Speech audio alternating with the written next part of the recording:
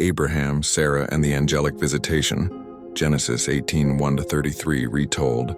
The day was warm, the desert sun pouring golden light over the plains of Mamre. Abraham sat at the entrance of his tent, seeking relief in the shade of its flaps. Suddenly he lifted his eyes, and there they were. 3 men, radiant with an otherworldly presence, standing nearby as if they had simply appeared.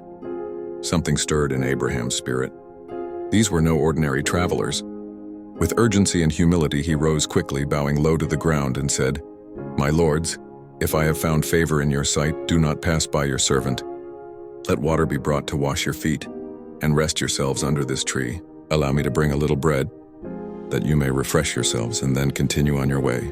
The men agreed. Abraham rushed inside, his heart aflame with holy anticipation. "Quickly, Sarah," he called to his wife. "Take fine flour, knead it, and bake fresh bread." Then he hurried to his servants, selecting a choice calf, tender and good, and asked them to prepare it swiftly.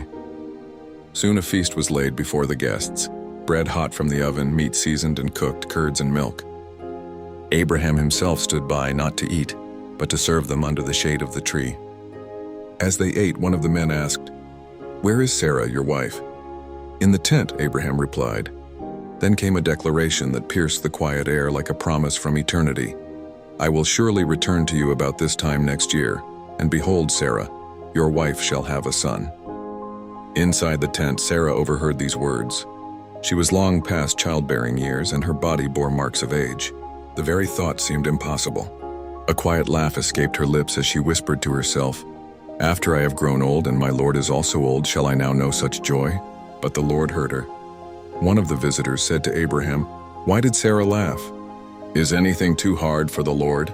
At the appointed time I will return to you, and Sarah shall have a son." Fear and awe gripped Sarah's heart. She denied it, saying, "I did not laugh." But the visitor replied gently, "No, but you did laugh." The promise had been spoken, firm, unshakable, divine. The Lord's justice and mercy. When the men rose to continue their journey, they set their eyes toward the city of Sodom. Abraham walked with them a while to see them off. Then the Lord said, "Shall I hide from Abraham what I am about to do? Abraham will surely become a great and mighty nation, and all the nations of the earth shall be blessed in him. For I have chosen him, that he may command his children and his household after him to keep the way of the Lord by doing what is right and just." The Lord then revealed the outcry against Sodom and Gomorrah was great, and their ways grievous. He was going down to examine and see for himself. The 2 companions went ahead, but Abraham remained standing before the Lord.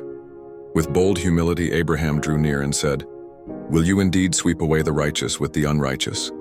Suppose there are 50 righteous within the city. Will you spare it for their sake?" The Lord answered, "If I find 50 righteous in the city, I will spare the whole place for their sake."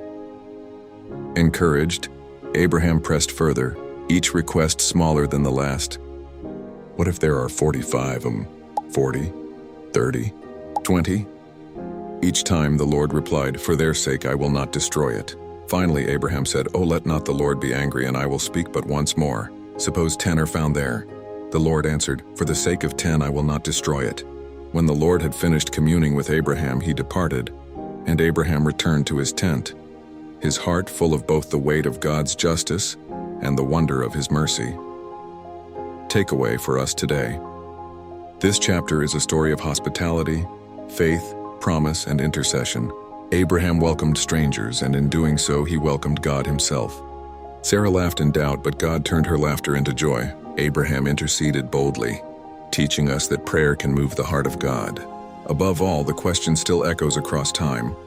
Is anything too hard for the Lord? The promise of Isaac reminds us that God's timing is perfect. His word never fails, and his mercy reaches farther than we can imagine. Thank you for watching.